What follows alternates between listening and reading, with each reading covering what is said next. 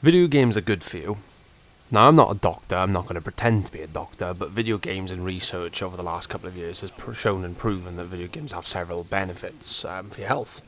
I wanted to make this video because it's a common thing a lot of the time, not from everybody, but when it goes on, like, why is a grown man still playing video games, or even why is a grown woman still playing video games, and some people look at it with disdain. They'd be like, you've grown up now. Games are for kids, for children. Like, get a grip. Da da da da da. Which, if that was really the case, then you wouldn't have 18 plus games like Grand Theft Auto, would you? But there we go.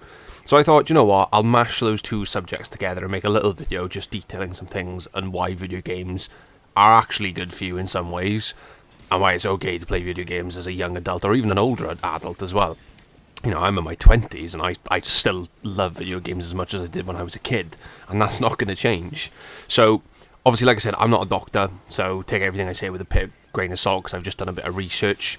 Some of these things you'll probably notice that, actually do apply to you when you've played games, and you've noticed because some of them are noticeable. So, like, for example, this first one right here, okay?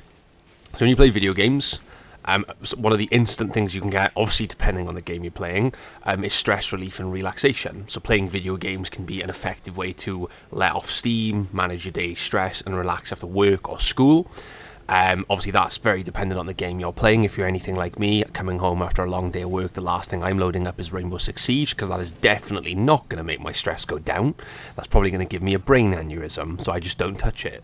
But obviously, depending on the game that you play after a long day of work, a long day of school, college, university, whatever it is, you come home, you play your favourite game for a little bit, or even that new game you've been really, really excited to play, and the stress kind of melts away. It's escapism. You get away from the real world a little bit, and you just get to enjoy something, which leads into improved mood. So studies have linked moderate gaming to increased happiness and just overall improved mood with emotional resilience. So games help players learn to cope with failure and try again, fostering grit and tenacity.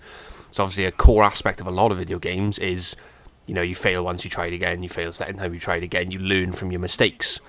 So that lesson applies to real world scenarios. If you fail, it's okay so long as you learn from it.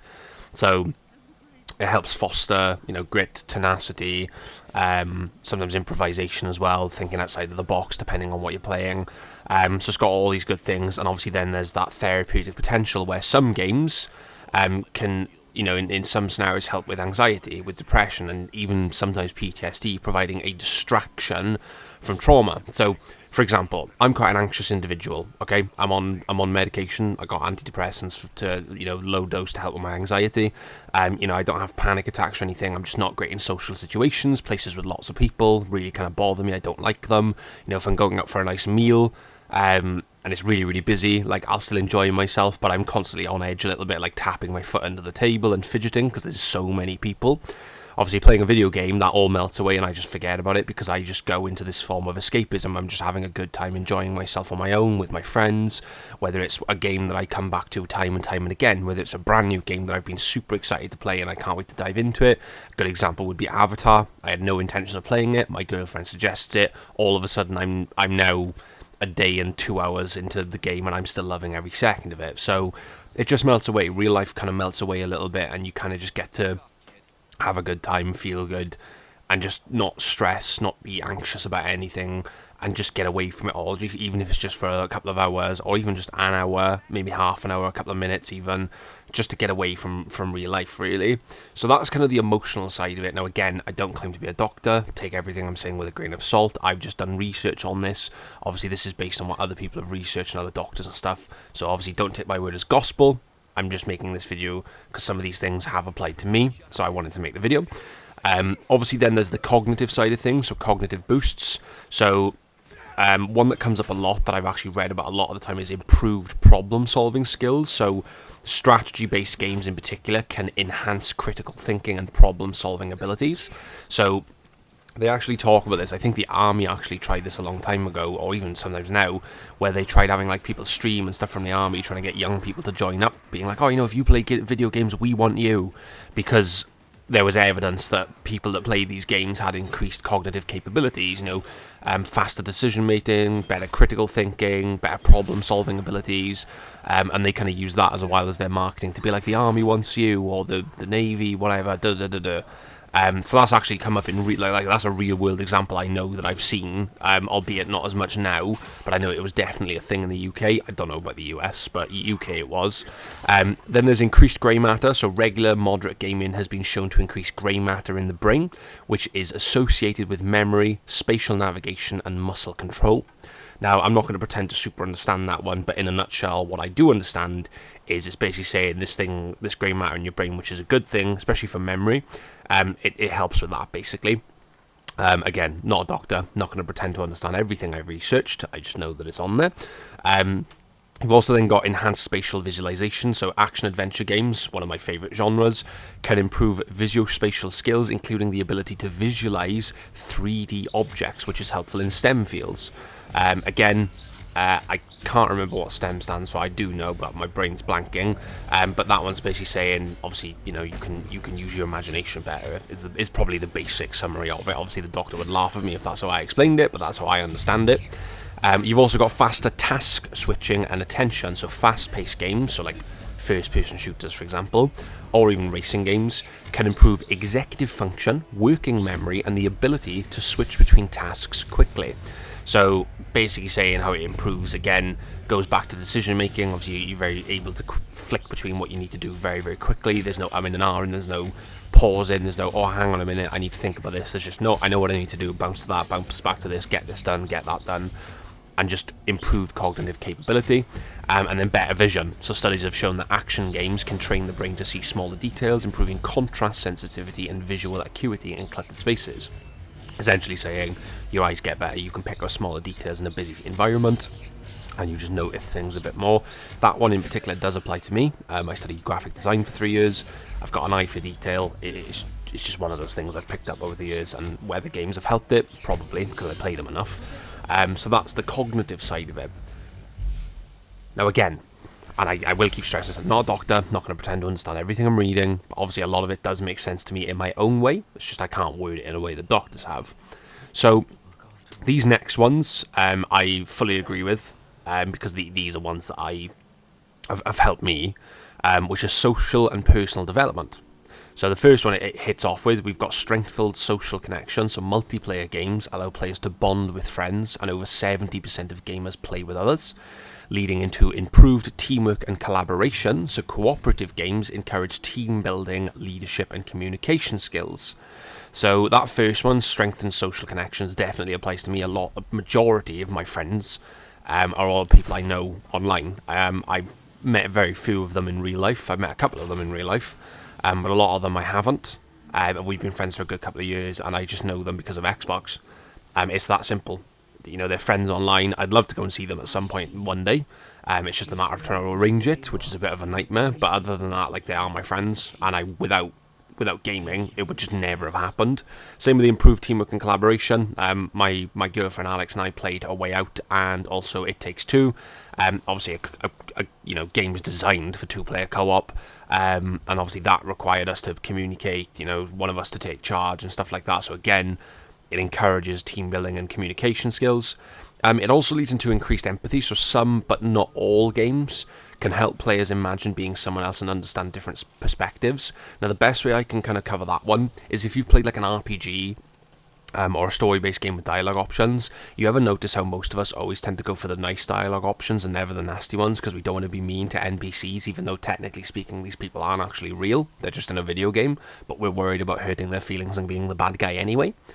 Does anybody else do that, or is that just me? So that's pretty much my understanding of that. Increased empathy. You don't want to be nasty to these in-game NPCs, even though they're not real people. So that can basically help you imagine what it's like to be them. Obviously, that then bounces back into real world of empathy for actual real human beings. And then you've got boosted creativity. So the interactive nature of games such as sandbox games, so a fantastic example is Minecraft, promotes imagination and creative thinking. So in a nutshell, it just improves your ability to think of different things and stuff like that. Creativity. Don't really need to explain that one much. And there's only a couple more then which lead into physical and educational benefits. So one of them, again, I've seen this one used with the army before, trying to get young people to join up, which is improved manual dexterity. So action games can enhance hand-eye coordination, with studies finding surgeons who game to be faster and more accurate, which is insane. When you think about that, that's mad. If you play action games, then for a while, then cognitively, studies find that as a surgeon, you're faster and more accurate. That's to me, that's incredible. That's absolutely mad. Physical activity as well. So games that use motion technology, so like Wii Fit, Ring Fit Adventure, encourage physical activity and can improve balance and cardiovascular health. So obviously that one is very niche. That only applies to those kind of fit games. Doesn't really apply to gaming overall. And then obviously you've got learning and education. So games that are engaging ways to learn about history, Assassin's Creed, science, and or other subjects. Obviously, it's a fun way to learn about things. So Assassin's Creed is a fantastic example of this. A lot of the stuff I know about history, I know from those games because they treat it with respect. They base it off the timeline realistically, and the people in the game are, again, from that timeline realistically. Obviously, it's Ubisoft's own spin on it to suit the story, but the time period and the characters are accurate time-wise. So obviously you just remember because it's like, oh, it's from my game, Assassin's Creed 2, Machiavelli, and it turns out he's a whole thing. So that's why video games are good for you. Again, as I keep saying, I'm not a doctor. I'm not going to pretend to be a doctor. I'm not going to act like I understand everything that I've researched and put on my list. Some of it I do. Some of it actually has applied to me over the years, and I actually agree with it because I'm like, yeah, I've noticed these as I've grown up. But I made this video because obviously a lot of people, again, look down on people who are older, like young and old adults that are still playing video games, being like, oh, why are you still playing games? Get a life, da-da-da. And it's like, well, that's our hobby. If we enjoy it, I see no reason to stop, and it's good for you. Like, I've just gone through, 20 reasons there why video games are good for you in different ways. Obviously, not all of them are going to apply to you. It's completely dependent on the games you play.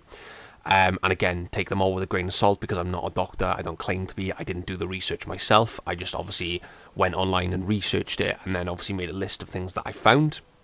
So, but that's my video on why video games are good for you. I wanted to make this again because I've just, seen some things going around of grown men playing video games, sad, da-da-da-da-da. And it kind of it didn't get to me, but I was like, I want to make a video about this. And why video games aren't like the devil and like the worst thing ever and da-da-da. Because you guys all remember what it was like when GTA 5 came out and older people were like, oh my god, this game's, no, let's ban this. But yeah, so that's my video on why video games are good for you. Obviously, the footage you're seeing is recycled. I've got loads of footage from all the videos I've done, so I figured I'd use some of that rather than getting something new. So please don't be mad at me for that. But I hope you enjoyed the video. Leave a like and drop a comment down below, letting me know. Have you experienced? Do you notice some of these improved benefits when you've been playing games? Have you had people judging you, being like, why are you still playing games at X age? Like, you need to grow up, da da da. Because it's okay. Like I have it all the time. And I don't care. I'm still going to play them. I'm trying to make a career out of it, you know what I mean? Because I love them. They're fantastic things. Also, drop a subscribe as well if you enjoy this type of content. I upload every single Friday, same time, 5 o'clock. And then I have shorts running then Monday to Thursday at 1 o'clock then through the week to tide you over. If you could all sub, I'd really appreciate it because at the moment, a lot of you aren't. And obviously, I'm trying to, grow the channel and make a career out of this. So I'd really, really appreciate that. But much love as always, guys. I hope you enjoyed the video. I know I enjoyed making it. It was really fun. Very different. And I really enjoyed making this one. But yeah, much love. Have a good weekend. Take care. And I'll see you all in the next one. Bye-bye for now.